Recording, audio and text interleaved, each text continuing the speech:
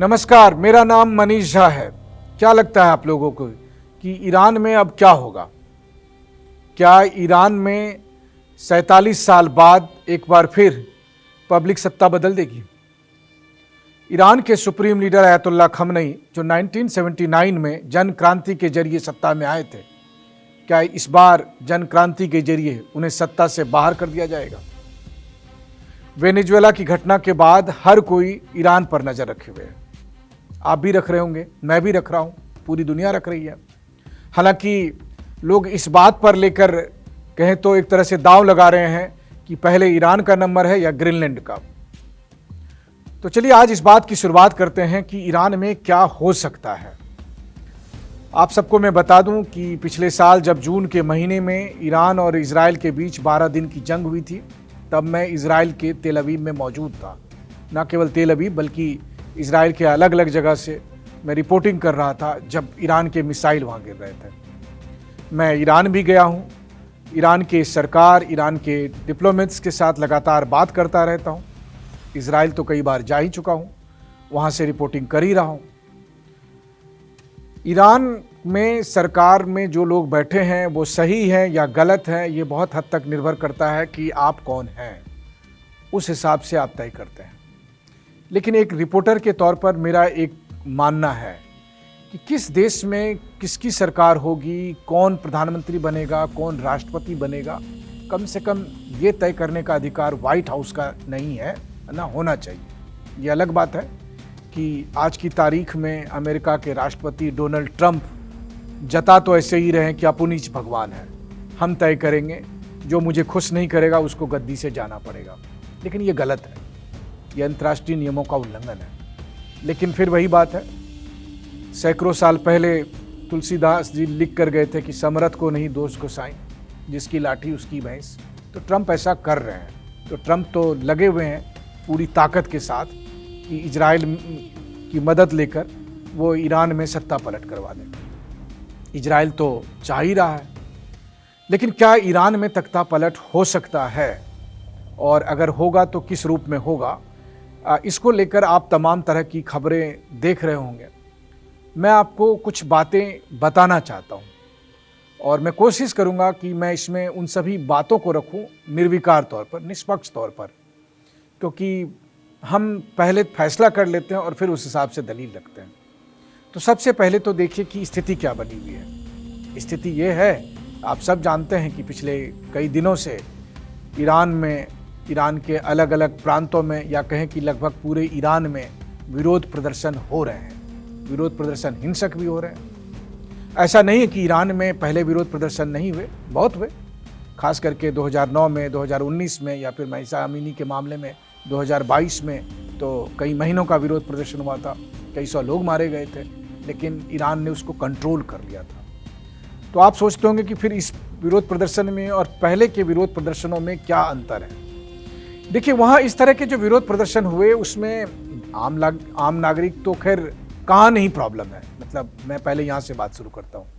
देखिए, महंगाई का मुद्दा, वो कहते हैं कि डॉलर और ईरानियन करेंसी के बीच जिस तरह की हालत है, ये सब है। ये सब तो कहाँ नहीं है, अमेरिका में महंगाई नहीं है।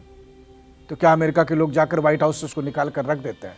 लेकिन हाँ, तब आप कह सकते हैं कि अमेरिका 4 साल पर चुनाव में जाता है और वहाँ सत्ता पलट हो जाती है।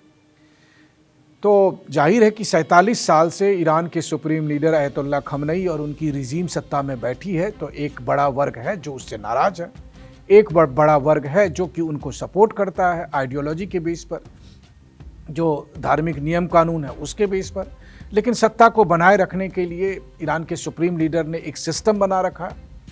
दुनिया में ईरान की अपनी एक अलग पहचान है। पिछले कुछ सालों में ईरान एक मिलिट्री पावर के तौर पर भी काफ़ी डेवलप किया है, और मैं तो कह सकता हूँ आपको कि इसका चश्मदीद भी हूँ, भुक्तभोगी भी हूँ। जब तेल अवीव में हम थे और ईरान के मिसाइल 2000 किलोमीटर दूर से आकर सटीक निशाना लगा रहे थे, तो काफ़ी तबाही भी होती थी। ये अलग बात है कि इजराइल, अमेरिका और इनके सहयोगी देश 5-5 लेयर एयर डिफेंस सिस्टम लगा कर रखते थे, तब भी बहुत सारी मिसाइलें इजराइल में गिरी थी, काफ़ी नुकसान हुआ था। लेकिन इस बार की स्थिति अलग है, और वो स्थिति क्यों अलग है वो मैं आपको बताता हूँ। देखिए, पहली बात तो ये है कि वेनेजुएला के राष्ट्रपति मादुरो को जिस तरह से उठाकर अमेरिका ले गया, उसके बाद से कोई भी अब ट्रंप को या ट्रंप की धमकी को मजाक में नहीं ले रहा है। सब मान रहे हैं कि ट्रंप के बोलने का अंदाज यही है, जिसको आप लोग और हम लोग सब गिदर भभकी कह देते हैं, हंसकर टाल देते हैं, लेकिन ट्रंप सीरियसली ये बात कह रहे हैं। तो ट्रंप ईरान के मामले में तो हमने देखा था कि किस तरह से ईरान इजराइल जंग के दरमियान उसने B-2 बॉम्बर्स भेजकर ईरान के न्यूक्लियर साइट्स पर अटैक भी कराए थे। तो वो तो चाह ही रहा है कि ईरान पर अमेरिका का नियंत्रण हो जाए, और 1979 में जो अमेरिका वहाँ से भागना पड़ा था तो वो वापस आ जाए, और फिर ईरान के रिसोर्सेज बहुत कुछ है। ईरान में अगर अमेरिका आकर बैठ गया तो आप समझ ही सकते हैं कि फिर पूरी एशिया की राजनीति बदल जाएगी। लेकिन बात यह है कि इजराइल और ईरान के 12 दिन के जंग के बाद और वेनेजुएला की घटना और अभी का प्रोटेस्ट, इस 3 चीज़ों को आप जोड़कर फिर देखेंगे तो आपको अंदाज़ा लगेगा कि होने वाला क्या है। तो सबसे पहले तो यह है कि ईरान और इजराइल के बीच 12 दिन की जंग में मैं ये नहीं कह रहा कि कौन जीता कौन हारा।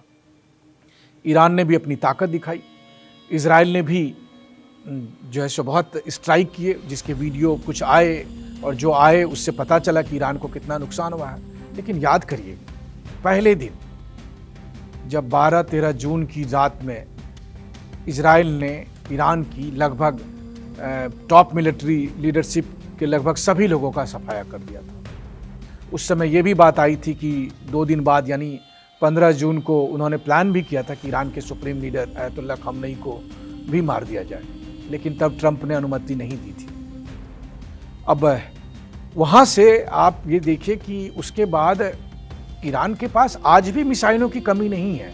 ईरान के पास मिसाइल है, ईरान के पास ड्रोन है, पिछले कुछ महीनों में रूस से भी काफ़ी हथियार उनके पास आए हैं। मिलिट्री वाइज ईरान मजबूत है अभी। ऐसा नहीं है कि अगर वो खाली इजराइल और ईरान की जंग हो तो ऐसा नहीं है कि ईरान 19 पड़ेगा। हाँ, इजराइल और अमेरिका मिलकर आए तो भाई तब तो दुनिया का कोई भी मुल्क उससे नहीं लड़ पाएगा अभी। तो फिर ईरान भी कैसे लड़ सकता है? अकेले तो नहीं लड़ पाएगा, और रूस और चीन कोई उसके लिए लड़ने आएंगे नहीं। मैं कहना ये चाह रहा हूँ कि आज की तारीख में ईरान की एक अलग किस्म की दुविधा है, और वो दुविधा क्यों हो गई है इसको आप समझिए, उसी में सारा आंसर है। आप ये सोचिए कि अगर मैं आपको कहूँ कि आप चलिए स्विमिंग करने, तैराकी करने, और आपको तालाब में, स्विमिंग पूल में, नदी में आपके हाथ पैर बांध करके कहे कि अब तैर के दिखाओ, तो आप तैर पाएंगे नहीं ना। ईरान की सरकार के साथ, ईरान के रिजीम के साथ, ईरान की सत्ता के साथ आज यही हो रहा है। ट्रंप ने अल्टीमेटम दे दिया है कि भैया गोली मत चलाना, प्रदर्शनकारियों पर अगर आपने सख्ती बरती, गोली चलाई तो हम आ जाएंगे।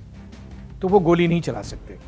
IRGC के पास ताकत है, IRGC की जो बासिस फोर्सेस हैं उसके पास रिसोर्सेस हैं, लेकिन अगर ऐसा नहीं है कि वो नहीं कर रहे हैं, छिटपुट वो कर भी रहे हैं। और लेकिन उनको अब खाली, पहले क्या होता था कि विरोध प्रदर्शन को दबाने के लिए वो सरेआम गोली मारते थे या उनको कड़ी से कड़ी सजा देते थे, फांसी पे लटका दिया मान लीजिए, उसको इजरायली एजेंट कह के गोली से भून दिया। लेकिन अभी अगर उन्होंने किया, अगर वो सामने आ गया तो फिर दिक्कत होगी। इसीलिए दिक्कत यह है कि इजराइल या अमेरिका को किसी भी तरीके से ये पता ना चल सके, इसलिए IRGC और बासिस फोर्सेस अपनी ताकत का इस्तेमाल नहीं कर रहे हैं। और मुझे ऐसा लगता है कि ईरान के सुप्रीम लीडर की तरफ से और टॉप लीडरशिप ने ये कह रखा है कि अभी ईरान के लोगों के साथ सख्ती नहीं बरतनी है, क्योंकि कोई ऐसी बड़ी घटना अगर सामने आ गई तो ट्रंप को मौका मिल जाएगा। ट्रंप को तो बस बहाना चाहिए।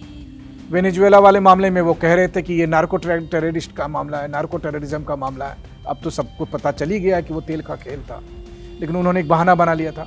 ईरान की स्थिति वेनेजुएला से मजबूत है, ना केवल मिलिट्री वाइज बल्कि डिप्लोमेटिक वाइज भी। ईरान के बहुत सारे दोस्त हैं, इंडिया भी दोस्त है उसमें से। इंडिया इजराइल का दोस्त है तो ईरान का भी दोस्त है। हमारे सदियों पुराने संबंध ईरान के साथ भी रहे।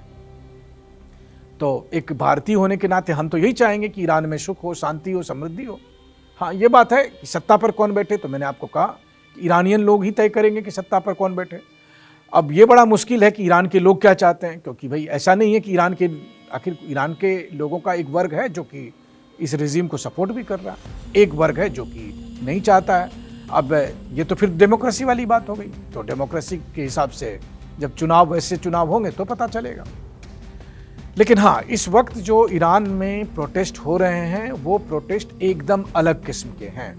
इजराइल और अमेरिका का सपोर्ट तो है ही, लेकिन एक बड़ा वर्ग है जो कि ईरानियन सत्ता से असंतुष्ट था और उसको इस वक्त उम्मीद जग रही है कि शायद यही मौका है कि जो कहते हैं ना कि यही समय है, सही समय है, यानी तो अभी नहीं तो कभी नहीं, इस मोड के साथ वो लोग सड़क पर उतर रहे हैं या उनको उतारा जा रहा है, उनको ढाल बनाया जा रहा है, आगे किया जा रहा है, वगैरह वगैरह।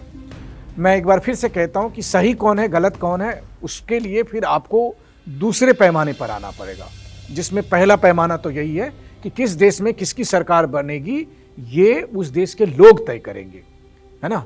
लेकिन वो तो हो नहीं रहा। वेनेजुएला में भी ट्रंप कह रहे हैं कि हम शासन चलाएंगे। खैर, ट्रंप का मामला दूसरा है, ट्रंप के बारे में हम अलग से बात करेंगे। लेकिन ईरान में जो कुछ आज हो रहा है उसमें दुविधा यही है कि ईरान की सरकार एक सीमा से ज़्यादा बल प्रयोग नहीं कर सकती है अपने लोगों के खिलाफ, क्योंकि वह उन्हें डर इस बात का है कि कहीं अगर बड़ी मात्रा में लोग मारे जाने के सबूत सामने आ गए तो वैसी स्थिति में फिर ट्रंप सीधे इंटरफेयर कर जाएगा, उनको बहाना मिल जाएगा जो ईरान नहीं देना चाहता है।